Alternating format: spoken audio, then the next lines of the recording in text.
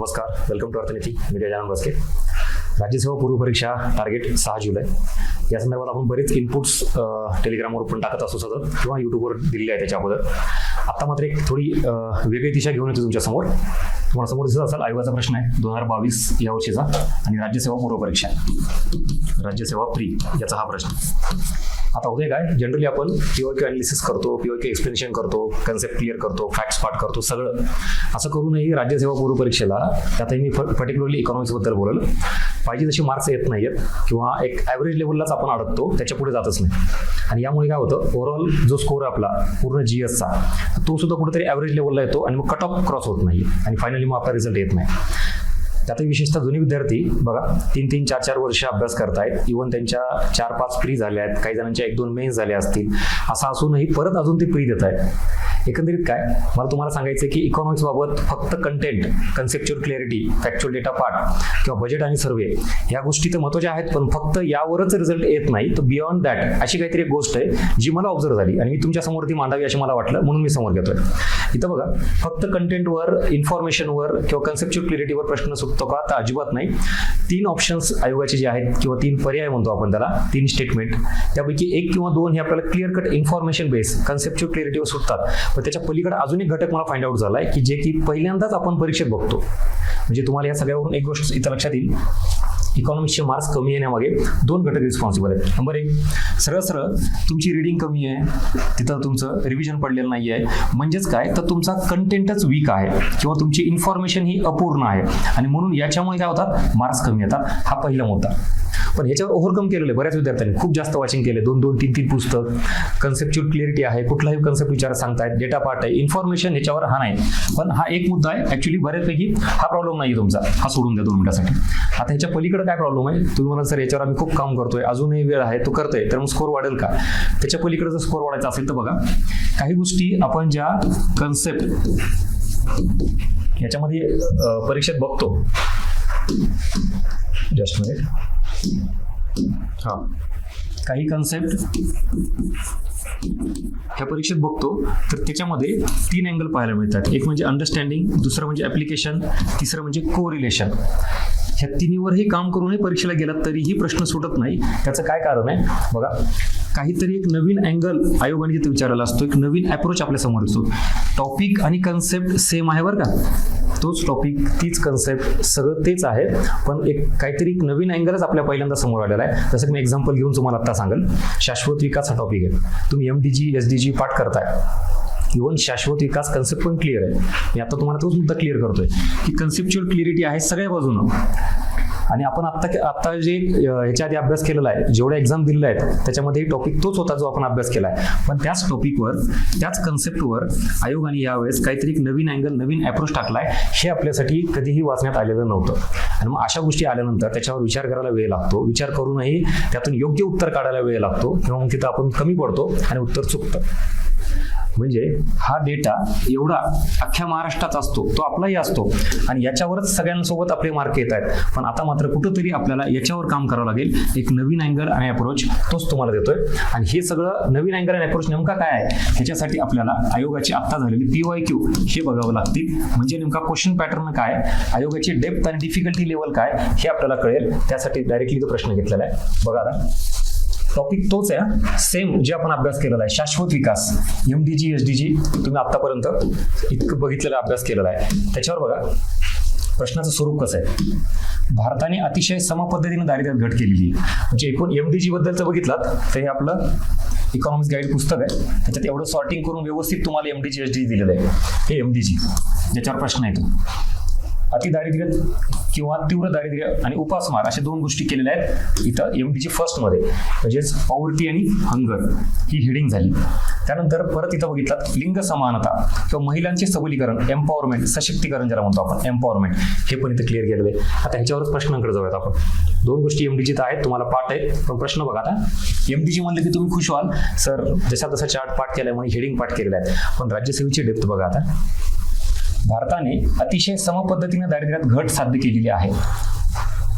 दारिद्र्याचा ते एमडीचं आहेच ना, मेन्शन केलेलं आहे, पण इथं भारताने विचारलंय आणि अतिशय सम पद्धतीनं, सम म्हणजे इव्हन पद्धतीनं, म्हणजेच सातत्याने सारख्याच पद्धतीनं दारिद्र्य कमी केलेलं आहे, याचा तो अर्थ आहे, तो आपल्याला काढून घ्यावा लागतो. ट्रॅडिशनल पद्धतीनं जो तुम्ही एमडीजी आणि एसडीजी केलाय तो इथं कामाला येतो का, ह्याच्या बियॉन्ड दॅट काहीतरी आहे. हाच पॅटर्न तुम्हाला मी अनलॉक करायचा प्रयत्न करतो, लक्षात ठेवा. म्हणजे ह्या गोष्टी तुमच्या समोर आत्ताच येऊ द्यात, तुम्हाला कसा विचार करायचा आहे, ह्या पद्धतीनं आलेल्या प्रश्नाला टॅकल कसं करायचंय हे परीक्षेत गेल्यावर नको होत इथंच. आणि मग परीक्षेत गेल्यावर आपण ती मानसिकता तयार झालेली असते, अरे असे पण प्रश्न येत आहेत, त्याला टॅकल कसं करायचंय, आपण ऑलरेडी प्रिपेअर असतो आणि मग हा प्रश्न टॅकल होतो. इथं समपद्धतीनं म्हणजेच भारताने सतत काहीतरी ठराविक एका पर्सेंटेजमध्ये दारिद्र्याचं प्रमाण कमी केलंय, तर तसं आहे का भारताबाबत? कधी दारिद्र्य कमी झालंय, कधी वाढलंय? काही सिच्युएशन अशी आलेली आहे की ग्रामीण भागात दारिद्र्य जास्त आहे, शहरी भागात कमी झालेलं आहे, सरकारच्या धोरणानुसार काहीतरी साचलेपणा आलेला आहे, सॅच्युरेशन म्हणतो, व्हॉट एव्हर. पण इव्हन समपद्धतीनं भारतात दारिद्र्यात घट झालेली आहे का? नाही, हे चुकीचं आहे. नंतर 2015च्या अंतिम रेषेनंतर बघा, आता एमडीजीचा ड्युरेशन किती होता? 2000 ते 2015, हे तिथं बॉर्डरी होती ना त्याची. त्याच्यानंतर इथं भूकबळी रोखण्याचे उद्दिष्ट भारताने इथं म्हटलेलं आहे, म्हणजे जिथं हंगर ज्याला म्हणतो आपण, उपासमार म्हणतो, हे साध्य करण्याचा प्रयत्न केलेला आहे. शब्द बघा आता. मग आता प्रयत्न केला म्हटल्यानंतर इथं स्पेसिफिकली वर्ष किंवा डेटा असं काही ते मेन्शन केलंय का की एवढ्या प्रमाणात कमी झालंय, एवढं पर्सेंटेज कमी झाले, असं काहीच नाही. जस्ट प्रयत्न केला म्हटलं, म्हणजे विधान चुकीचं असू शकतं का? तर नाही, हे बरोबर आहे. नेक्स्ट, महिला सक्षमीकरण इथं दिलं ना क्लिअर कट, हे काय तर महिला सबलीकरण म्हणजे महिला सक्षमीकरण. यामध्ये अजूनही इथं महिला सक्षमीकरण हे अजूनही महत्वाचे आव्हान आहे. आता इथं भारतासमोर आहे का कशासमोर आहे काय असं मेन्शन केलं नाही, पण जगाचं घ्या किंवा भारताचं घ्या, अजूनही वुमन एम्पॉवरमेंट हे मोठं चॅलेंज आहे. ग्रामीण भागामध्ये महिला साक्षरता किंवा महिला फायनान्शियली एम्पॉवर झाल्या आहेत का? नाही, तिथपर्यंत पोहोचतोय अजून. सो हे आव्हान आहे ना, मग हे तर काय चुकीचं आहे का? नाही, हे पण बरोबर आहे. जनरलाइज स्टेटमेंट आहे. आता मला काय म्हणायचं लक्षात आलं का? आजपर्यंत तुम्ही शाश्वत विकास टॉपिक करत होतात, एमडीजी एसडीजी करत होतात, पण किती नॅरो पद्धतीने आपण त्याचा विचार करायचो आणि तेवढंच करून पुढे जायचं. आणि आयोगाचे प्रश्न काय? हा रिसेंट आहे, 2022चा प्रश्न आहे, फार जुना नाहीये. म्हणजे मी काही 7-8 वर्षापूर्वीचा प्रश्न घेतला आणि डिस्कस करतोय असं अजिबात नाही. So this is called as PYQ analysis. ह्याला म्हणायचं पीवायक्यू अनालिसिस. आपण काय करतो, इथं एमडीजी दिसलं की ही अख्खी जागा एमडीजीने भरून काढतो. म्हणजे जी इन्फॉर्मेशन आपल्या पुस्तकात दिली आहे, हे आपलं इकॉनॉमिक्स गाईड, ज्यांना माहित नाही त्यांनी बघा, ही प्रॉपर सॉर्टिंग करून इथं पुस्तकात दिलेली आहे. आणि हेच जर तुम्ही परत इथं उतरवत असाल, त्याला काय फायदा? जी इन्फॉर्मेशन पुस्तकात दिली आहे तीच इथं उतरवणं म्हणजे पीवायक्यू अनालिसिस नाही. पीवायक्यू अनालिसिस म्हणजे आयोगाचा पॅटर्न अनलॉक करणं, की नेमकं यांना काय म्हणायचंय आणि आपण कशा पद्धतीने तयार असलो पाहिजे. इथं तरी तुम्हाला आता एवढे ऑप्शन्स दिलेले आहेत, याच्या पलीकडे मी तुम्हाला विचारेल, बालमृत्यू दर कमी करणे हे पण एक एमडीजीचं टायटल आहे. माता आरोग्यात सुधारणा करणे हे पण एमडीजी आहे.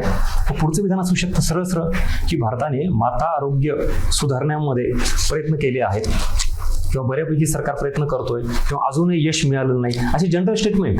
अजून पुढे सांगतो, एड्स, मलेरिया व इतर रोगाविरुद्ध लढणे म्हणजेच आरोग्याचा दर्जा, विशेषतः भारतातील काही रोगराई कमी करण्याबाबत सरकारला अजूनही यश मिळालं नाही पाहिजे तसं, किंवा मग त्याच्यात एक ठराविक कुठला रोग घेतला तर त्याच्याबाबत हे स्टेटमेंट येऊ शकतात. ह्याला म्हणायचं पीवायक्यू अनालिसिस आणि ह्याच्यानुसार आपण डायरेक्शन ठरवली पाहिजे.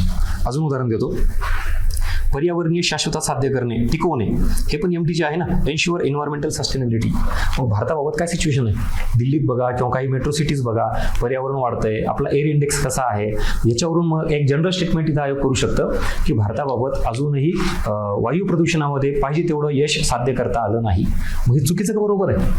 हे आपल्याला आत्ताच करावं लागेल. मित्रांनो लक्षात ठेवा, तुम्ही या पुस्तकातून किंवा कुठल्याही पुस्तकातून ज्या वेळेला असे टॉपिक वाचताय ना, ह्याच्यातली इन्फॉर्मेशन कन्सेप्ट तर करा, त्याच्या पलीकडे जाऊन आयोगाचे असे प्रश्न आहेत हे तुमच्या समोर येऊ द्या. आणि याच गोष्टी मग इथं बघा, आता मी पहिले डायग्रामचे सांगितले तीच. इकॉनॉमिक्समध्ये मार्क्स कमी येण्याचं कारण काय? रिडिंग, रिव्हिजन, कंटेंट हे तर आहेच, पण बऱ्याच जणांचं हे स्ट्रॉंग आहे, कंटेंट चांगला आहे, कन्सेप्ट क्लिअरिटी आहे, रिडिंग फार झालेली आहे, रिव्हिजन पण झालेलं आहे, तरी मार्क्स का नाही येत? तो ते उत्तर मिळालं का? New angle, new approach. MDG आणि एसडीजी कडेच आपण आजपर्यंत कशा पद्धतीने बघत होतो आणि आता हा व्हिडिओ बघितल्यानंतर तुमचा हा अँगल डेव्हलप झालाय का? आणि अशाच पद्धतीने तुम्ही जर विचार करायला लागलात, तुमची थिंकिंग लेवल वाढायला लागली, तर मित्रांनो इतरांपेक्षा जास्त मार्क येण्याचं कारण ते हे आहे. होप सो तुमच्यापर्यंत पोहोचलाय. अशाच गोष्टी मी राज्यसेवा पूर्व परीक्षेच्या इकॉनॉमिक्सच्या PYQ वर घेऊन येणार आहे. सो कसा वाटला हा कंटेंट, हा व्हिडिओ, नक्की कमेंट बॉक्समध्ये तुमचे फीडबॅक मेन्शन करा. व्हिडिओ आवडला तर लाईक करा. जास्तीत जास्त विद्यार्थ्यापर्यंत पोहोचवा, कारण आपल्याला मार्क्स येत नाहीत ह्या अशा गोष्टी आहेत ज्या कधीच कुठल्या पुस्तकात किंवा कुठे डिस्कस केल्या जात नाहीत, ज्या आपण इथं करतोय. आपल्या इन्स्टिट्यूटचं नावच आहे बघा, अर्थनीती. आता इकॉनॉमिक्स संदर्भात, अर्थशास्त्रासंदर्भात ही सक्सेस नीती आपल्याला इथून पुढे रन करायची. माझ्याकडून तुम्हाला ही राज्यसेवा किंवा येणारी कंबाईन सुद्धा असू द्या, ती क्रॅक करण्यासाठी जेवढे इनपुट्स देता येईल तेवढे मी इनपुट्स देतोय. सध्या तरी आपण इकॉनॉमिक्स टार्गेट केलेले आहेत. इकॉनॉमिक्सची अशी PYQ जे आउट ऑफ बॉक्स म्हणू, जे हिडन आहेत किंवा जे डेप्थ आहेत, ज्याच्यावर आपण डिस्कशन कधीच करत नाहीत किंवा ते सोडून देतो. मग सोडून देण्याचे पण इतर काही क्वेश्चन्स आहेत, ते पण मी तुम्हाला सांगेल की ती इन्फॉर्मेशन त्याच्या मागे लागू नका. पण ऍक्च्युली हे सोडून देण्यासारखं नाहीये, ह्याच्यात डेप्थ जास्त आहे. म्हणून मी नेहमी म्हणत असतो बघा, ॲज कम्पेअर टू कंबाईन, राज्यसेवेला कन्सेप्च्युअल क्लॅरिटी, डेप्थ ही जास्त लागते, डिफिकल्टी लेवल जास्त असते. म्हणजे ही तुम्हाला विचाराची पातळी वाढवावी लागेल तुमच्या. आपल्याला जी रेडीमेड सवय लागली ना, सगळं जसं आहे तसंच करा, तसं आहे तसं येत नाही. राज्यसेवा विचार करा. तुम्हाला DC DYSP जर व्हायचं असेल, एवढे क्लास 1ची पदं घ्यायची असेल, तर तुम्हाला तुमची काहीतरी वैयक्तिक डिसिजन मेकिंग असली पाहिजे, ओपिनियन असलं पाहिजे, जे ऑन दी स्पॉट आयोगाचं विचारेल, जे इथं मेन्शन केलेलं आहे. आजपर्यंत आपण हा टॉपिक आणि हा एरिया कशा पद्धतीने करत होतो आणि आयोगाने कसा विचारला आहे, असेच प्रश्न वेगवेगळे आपण घेऊन येणार आहोत. सो टचमध्ये राहा. आपलं टेलिग्राम चॅनल जॉईन करा, अर्थनीती बाय गजानन भस्के म्हणून तुम्हाला सर्च करा, मिळून जाईल.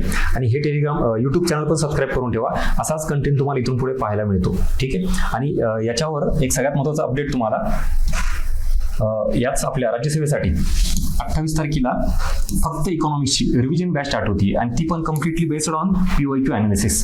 तुम्हाला लक्षात आलं असेल माझं PYQ अनालिसिस म्हणजे काय, फक्त इन्फॉर्मेशन स्टफ देणं नसतं. बऱ्याच विद्यार्थ्यांना तशी सवय लागली आहे. आता MDG म्हणलं की सगळी MDG इन्फॉर्मेशन द्या सर. किती MDG होते, 8 की 7 की 10 का 17, आणि त्याचा ड्युरेशन काय होता सर, 2000 ते 2015 होता का 15 ते 30 होता. ही बेसिक इन्फॉर्मेशन ही कुठल्याही पुस्तकात अवेलेबल आहे. आजपर्यंत ह्याच गोष्टीवर आपण करत बसलो, खेळत बसलो, म्हणून इम्प्रूव्हमेंट झालेलं नाही. माझ्याकडे PYQ अनालिसिस म्हणजे तुम्हाला दिशा दिली जाते, डायरेक्शन, आणि आयोगाचा पॅटर्न अनलॉक केला जातो.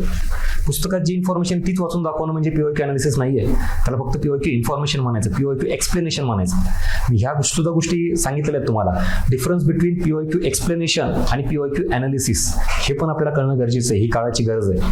आणि मग याच सगळ्या गोष्टीवर आपल्याला रिव्हिजन प्लस PYQ अनालिसिसची राज्यसेवेची बॅच ही केलेली, याची डिटेल इन्फॉर्मेशन इथे तुम्हाला दिली आहे. आपल्या टेलिग्रामवर पण काही गोष्टी मेन्शन केलेल्या आहेत. कोणाला डाऊट असेल तर हा प्रश्न याच्यावर तुम्ही कॉल करून प्रश्न विचारा तुमचे. आता हा माझा नंबर देतो पर्सनली वैयक्तिक. आणि राज्यसेवेसाठी जे डेडिकेटेडली आता तयारी करतायत, इकॉनॉमिक्ससाठी अजून काय व्हॅल्युएशन आहे, इथून पुढे काय स्ट्रॅटेजी असली पाहिजेत, यासाठी पण मी व्हिडिओ बनवलेला आहे. कोर इन्फिनिटी अकॅडमी जी प्लॅटफॉर्म आहे YouTubeचं, तेही सर्च करा. त्याच्यावर बरेच राज्यसेवेचे सगळे, माझेच फक्त इकॉनॉमिक्स आहेत, अमित सरांचं जिओग्राफी असेल, मॅडमचं पॉलिटी असेल, इतर बरेच काही गोष्टी आहेत त्या तुम्हाला मिळून जातील. नक्की ते पण टेलिग्राम चॅनल आणि YouTube चॅनल जॉईन करा. तुम्हाला हे सगळे अपडेट्स राज्यसेवेसाठी मिळून जातील. ठीक आहे. सो भेटूया परत पुढच्या एका नवीन पॅटर्नला अनलॉक करण्यासाठी. त्यात तोपर्यंत टचमध्ये राहा. Thank you so much.